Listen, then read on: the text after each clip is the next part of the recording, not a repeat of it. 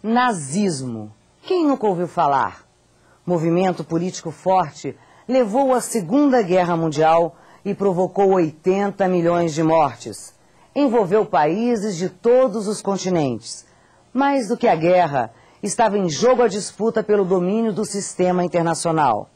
É o que o Conexão Mundo vai lhe mostrar agora.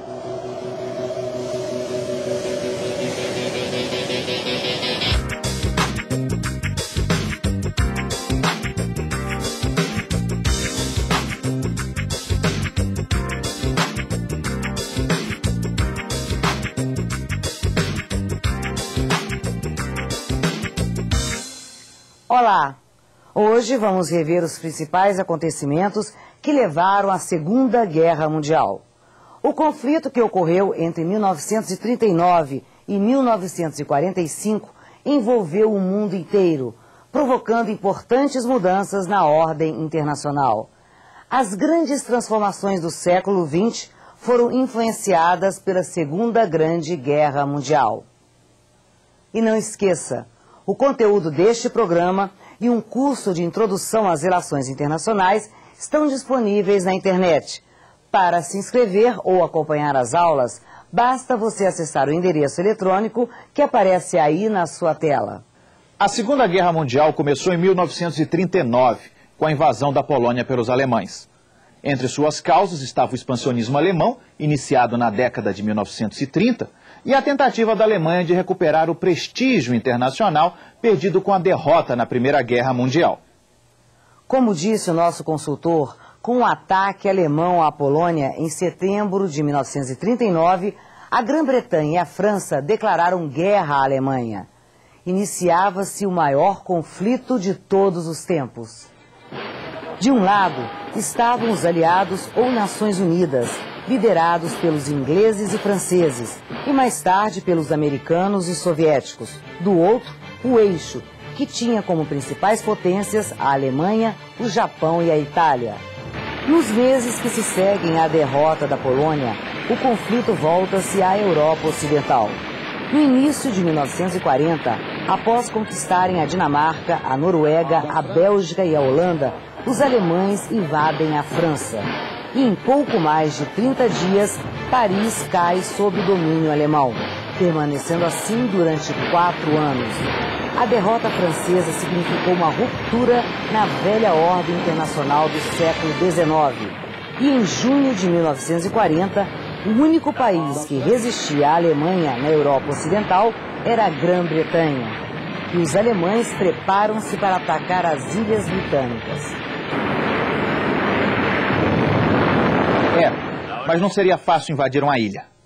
Os ingleses estariam dispostos a resistir a qualquer tentativa alemã de desembarque no país.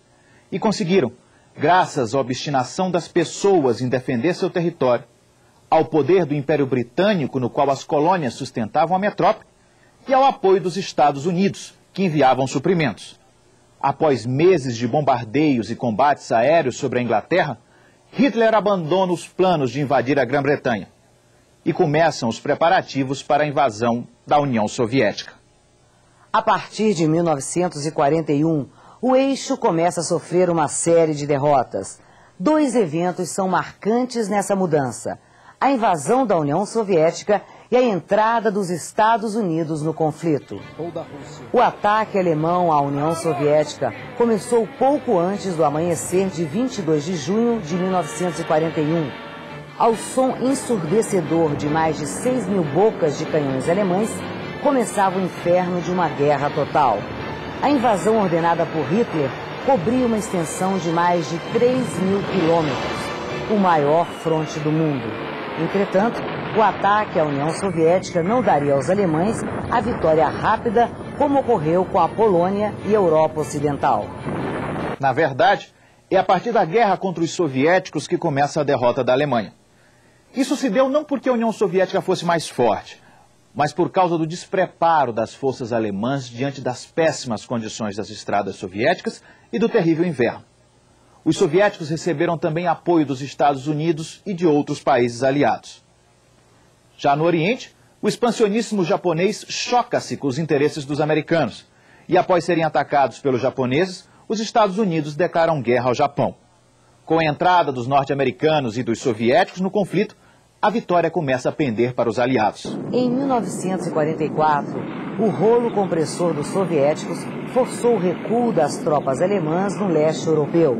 No mesmo ano, ocorre a invasão dos aliados na Normandia, região da França Atlântica. Foi considerada a maior operação militar aeronaval da história. Esse evento ficou conhecido como Dia D. A invasão deu início à libertação europeia do domínio nazista. Da Normandia, as tropas aliadas partiram para expulsar os alemães de Paris e, em seguida, marchar em direção à fronteira da Alemanha.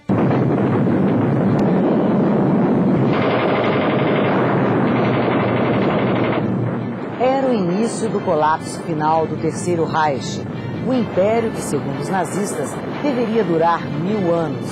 Simultaneamente, os exércitos soviéticos continuam a ofensiva no leste. Em 1945, Hitler se suicida e a Alemanha se rende. Após as bombas atômicas norte-americanas terem arrasado Hiroshima e Nagasaki, o Japão também se dá por vencido. Terminava assim a maior guerra da história.